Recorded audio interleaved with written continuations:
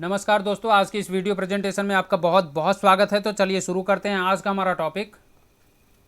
और आज का हमारा टॉपिक है narration direct and indirect miscellaneous changes. तो सबसे पहले हम बता दें, मिससेलेनियस चेंजेस को हिंदी में विविध अन्य परिवर्तनों के नाम से जाना जाता है। और जब हम सेंटेंसेस को डायरेक्ट से इनडायरेक्ट में कन्वर्ट करते हैं तो हमें इस प्रकार के परिवर्तन भी करने पड़ते हैं। तो इससे संबंधित क्या क्या रूल्स होते हैं, क्या क्या नियम होते हैं, व्याकरण क्या कहता है, क्या कुछ एग्जाम्पल्स भी होते हैं, इन सारी ही चीज़ों को आज इस वीडियो में हम समझने जा रहे हैं। सबसे पहले हम इस टॉपिक को ही थोड़ा क्लियर कर लें, क्योंकि इनडायरेक्ट स्पीच में उन घटनाओं का वर्णन किया जाता है जो टाइम ऑफ रिपोर्टिंग से पहले और प्लेस ऑफ रिपोर्टिंग से कहीं दूर हुई थी। इसीलिए टाइम और प्लेस में नियरनेस यानी समीपता प्रकट करने वाले शब्दों को दूरी यानी डिस्टेंस प्रकट करने वाले शब्दों में बदल दिया जाता है।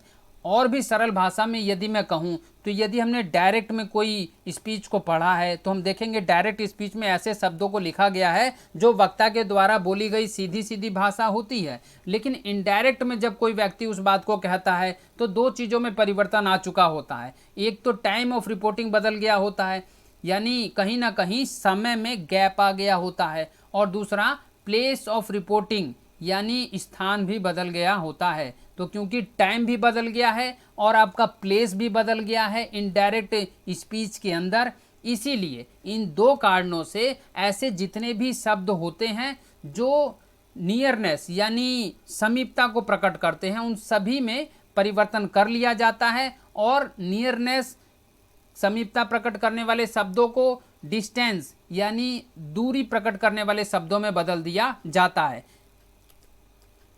यहाँ पर कुछ उसके कई सारे एग्जाम्पल्स हैं, इनसे भी हम प्रैक्टिस कर सकते हैं। जैसे हेयर को देयर में बदल दें, नाउ को देन में बदल दें, दिस को दैट में, दीज को दोज में, टुडे को दैट डे में, टुनाइट को दैट नाइट में, यस्टरडे को द प्रीवियस डे में, लास्ट नाइट को द प्रीवियस नाइट में चेंज कर दिया जाता है। तो कुल मिलाकर अगर आप ध्यान से देखें तो आगे वाले जो शब्द हैं ये कहीं ना कहीं समीपता को प्रकट करते हैं, और जबकि जो पीछे वाले शब्द लिखे हैं वो थोड़ी सी दूरी को प्रकट करते हैं।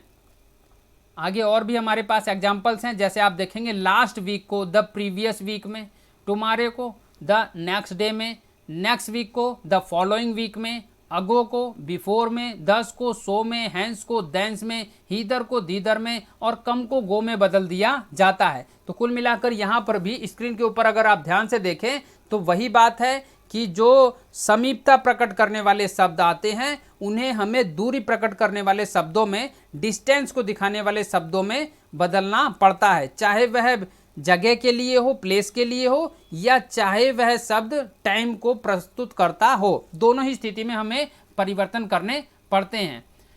इसके साथ साथ और भी रूल्स हैं, जैसे दिस, हेयर और नाउ। इन तीन शब्दों पर आप ध्यान दें, दिस, हेयर और नाउ। यदि ये तीन शब्द किसी ऐसी वस्तु, स्थान या समय की तरफ संकेत करें जो बात करते समय वक्ता के सामने हो तो इनडायरेक्ट बनाते समय इनमें, इन शब्दों में किसी प्रकार का कोई परिवर्तन नहीं होता। बाकी चीज़ों में परिवर्तन होते हैं लेकिन इन शब्दों में किसी प्रकार के परिवर्तन नहीं किए जाते हैं। इसे भी हम आपको एक एग्जाम्पल के माध्यम से समझाते हैं। जैसे आप देखें, Raj said this is the book which I bought yesterday.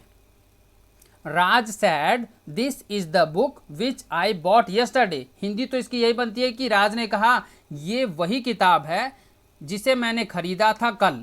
तो अगर आप देखें ये वही किताब है, इस शब्दों को सुनने से, इन शब्दों को पढ़ने से ही साफ साफ पता चलता है कि ये वही किताब है। इसका मतलब है कि जो वस्तु है जिसकी तरफ संकेत किया जा रहा है वो बात करते समय वक्ता के यानी राज के सामने है। तो क्योंकि वक्ता के सामने है वस्तु, इसीलिए दिस में किसी भी प्रकार का कोई परिवर्तन हमें नहीं करना है। इनडायरेक्ट बनाते समय दिस को एज इट इज दिस ही लिख दिया जाएगा।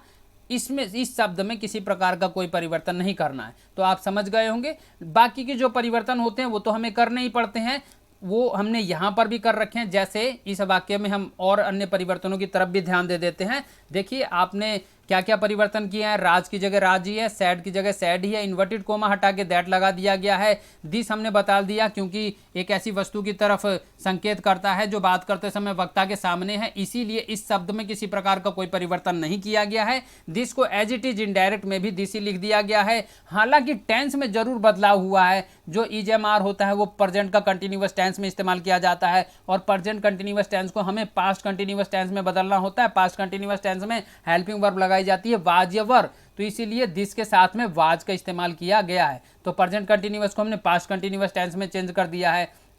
द बुक को हमने द बुक ही रहने दिया है, विच को विच ही रहने दिया है। आई जो शब्द है, जो फर्स्ट पर्सन का प्रोनाउन होता है, जिसे हमें रिपोर्टिंग वर्ब के सब्जेक्ट के अनुसार चेंज करना हो पड़ता है, तो रिपोर्टिंग वर्ब है सैड और इसका सब्जेक्ट है राज, और राज के लिए प्रोनाउन यूज किया जाता है ही, इसीलिए हमने आई की जगह पर इस्तेमाल किया है ही।